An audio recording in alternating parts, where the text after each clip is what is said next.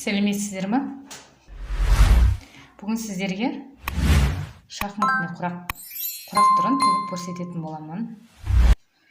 Бұл шахматный квадрат құрақты қалай бөз матаға тігу керек? Астынан бөз мата қойып, қалай тігуге болатын жолын қазір сіздерге көрсететін боламын. Мені көрсетпес бұрын менің айта кететінім, YouTube арнама міндетті түрде подписаться етіңіздер, лайк басыңыздар, комментарий жаза кетіңіздер, колокольчикті баса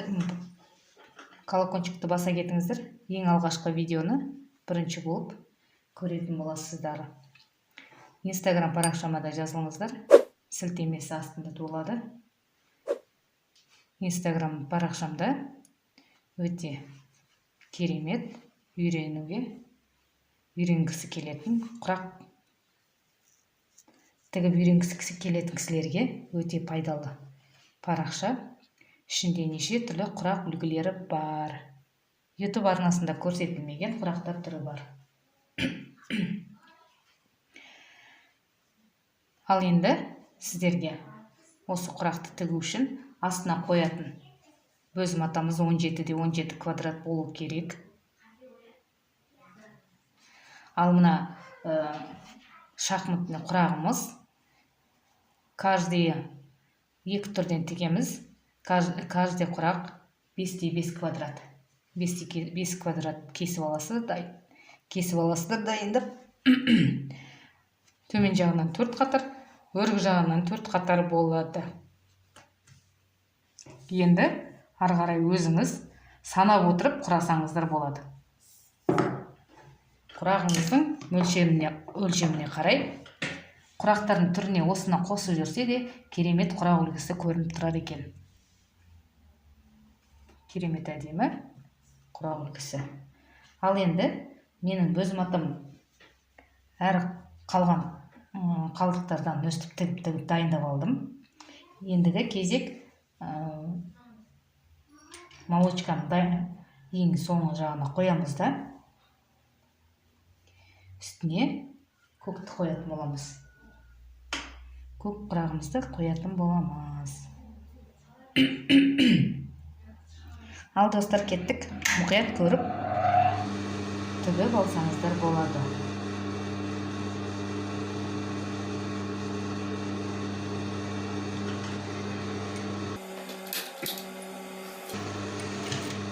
Заклепка міндетті түрде беріңіздер.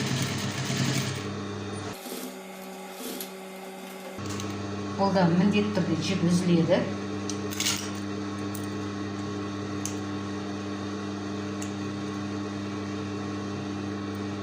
Дәл осылай ашып алдық. Енді келесі молочкамыз тігеміз.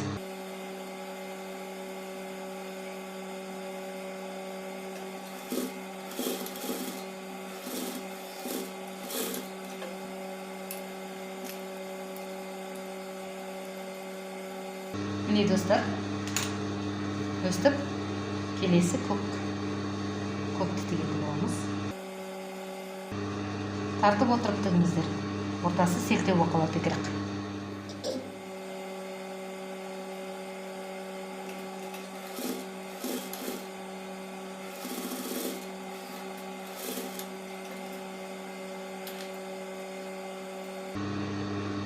Міне достар, мен 4 қатар тігіп алдым. Енді бұл бөз матамыздың құрағанымызды четке қойып қоямыз да. Енді біз құрағымызды бөлек-бөлек тігіп аламыз. Ендігі кезек менде көк пен молочканы тігем.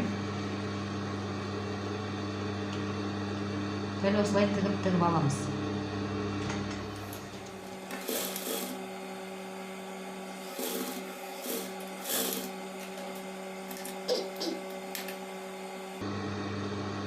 Ендігі кезек көк.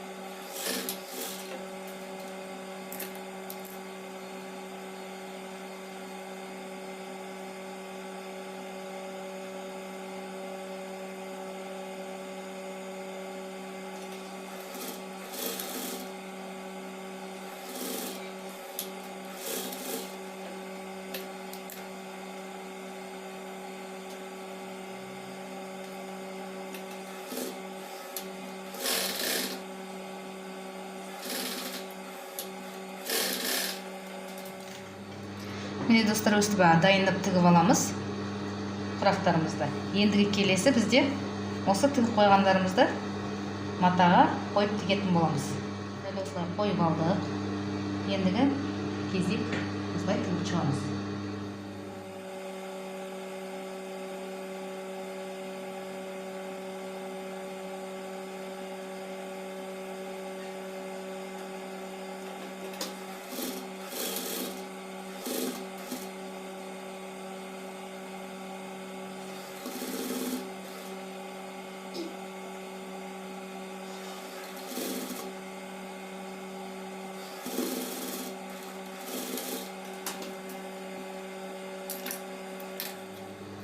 Мінекей құрағымыз дәл осылай әдемі болып шыға келді. Міне достар, енді келесі қатар тігеміз.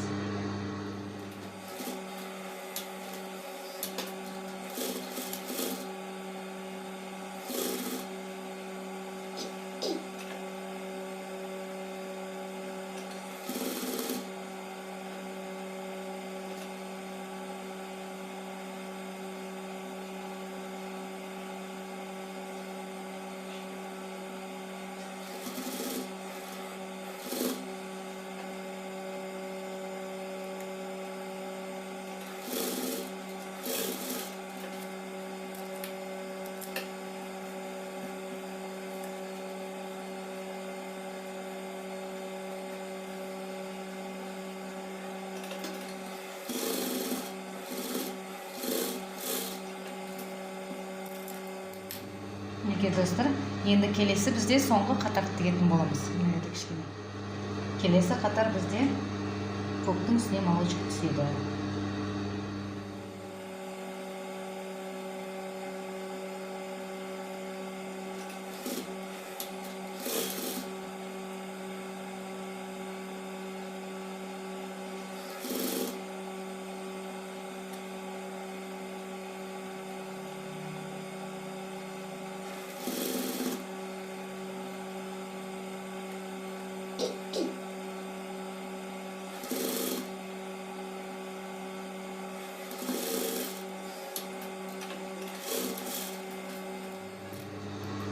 Міне достар, біздің квадратный құрағымыз тігіліп дайын болды. Енді шетін жақсылап айналдырып тігіп аламыз.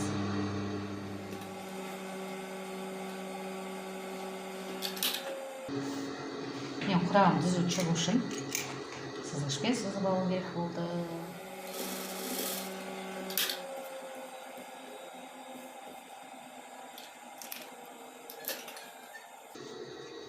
Міне достар, керемет құрақ үлгіміз шықты біздің. Енді шетін жақсылап қырқып, артық маталарды кесіп алып тастаймыз. Міне керемет құрақты өз матаға қалай тігу керек екенін мұқият тігіп, көз алдыларыңызда көрсеттім. Бұл құрақ өте сапалы болады. Астында өз матасы бар еткені. Міне достар, әдемі құрағымыз біздің дайын болды. Осылайынан қойса да болады құрақ түріне. Не болмаса, былайынан құрақтардың арасына қойып жіберуге керемет әдемі үлгі.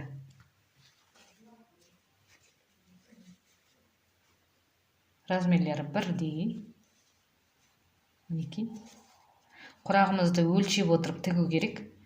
Кейін бәрін біріктіргенде біреуі үлкен, біреуі кіші болып қалады бекерге. Құрақты өлшеп, құрайтын құрақтарыңызды сызғышпен өлшеп отырып істеу керек. Ал жақсы сау болыңыздар.